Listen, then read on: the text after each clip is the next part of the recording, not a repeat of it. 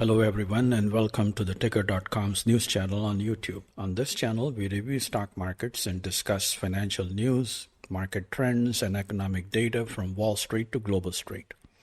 So let's dive in.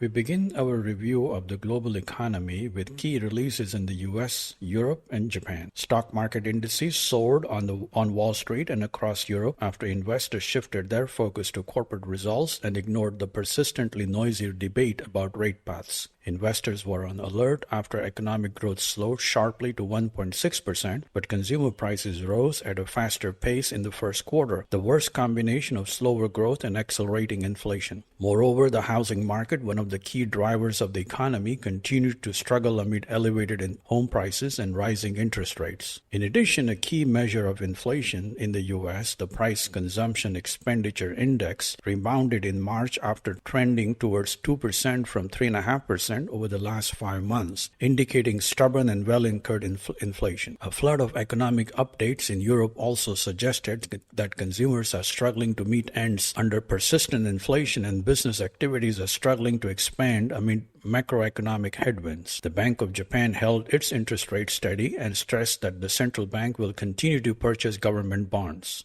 Let us review key events in global bond, currency, and commodity markets last week. The yield on the 10-year U.S. Treasury traded at a 6-month high of 4.7% after positive economic data lowered prospects of interest rate cuts at the next 2 policy meetings. Crude oil prices rose 2% to $84 a barrel, driven by the improved demand outlook and persistent supply disruptions linked to the Middle East conflict. Natural gas prices in Europe fell 5% to 29 euros per megawatt hour after a milder weather outlook and elevated storage levels outweighed the supply disruptions because of planned maintenance at Norwegian fields. The euro held steady near a 5-month low of $1.07 as investors projected that the ECB, European Central Bank, was more likely to lower rates than the U.S. Federal Reserve after additional economic data suggested higher rates were likely to stay longer in the U.S. The yen weakened to 157 against the U.S. dollar after the Bank of Japan held steady its overnight lending rate, increasing the prospect of a wider rate gap staying longer between the U.S. and Japan. Let us shift our attention to major stock markets in the U.S., Europe, and Asia. The S&P 500 index and the Nasdaq composite halted a 3-week slide after investors focused on strong corporate results and set aside the worry of high interest rates staying longer. European markets rebounded after corporate results supported positive market sentiment following a decline in 3 consecutive weeks in a row. The Nikkei 225 stock average rebounded, tracking gains in tech stocks in New York amid expectations of higher earnings for exporters in the face of a sharp decline in the yen. Hong Kong indices led the leading world market indices after a string of positive earnings and supportive policy measures from the mainland regulatory agency attracted interest from foreign investors.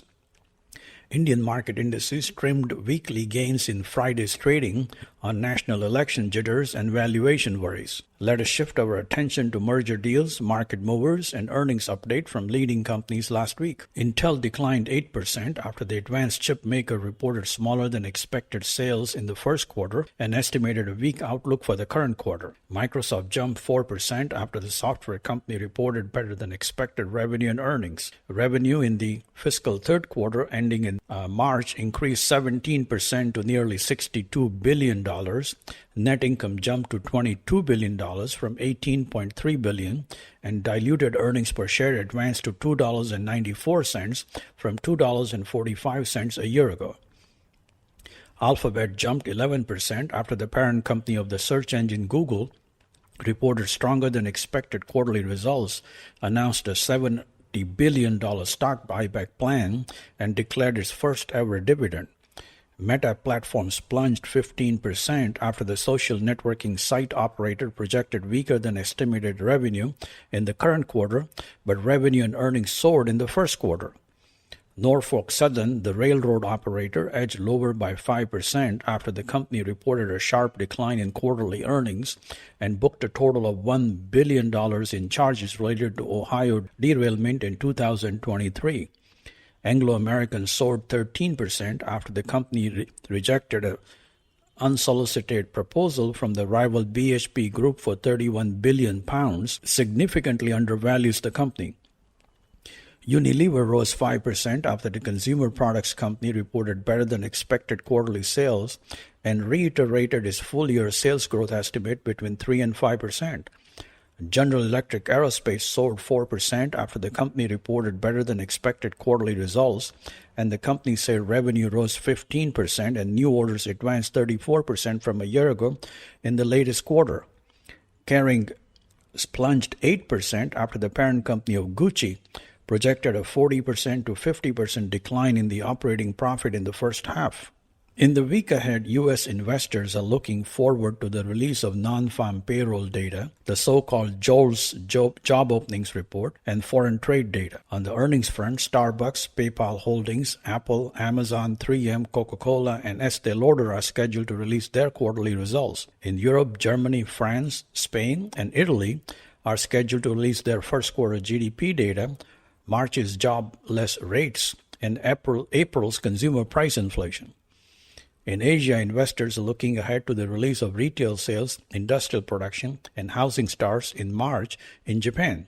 Business activity growth updates are also anticipated in China. You can review the daily U.S. and global financial market news, stock movers, earnings releases, SEC filings, and economic updates on ticker.com and 123jump.com. You can find the latest financial books on redera.com, keep up with financial industry events on eventsinamerica.com, review ETF and mutual fund performance and in-depth profiles on tickerfunds.com, and review market updates and stock movers in India on niveshak.in.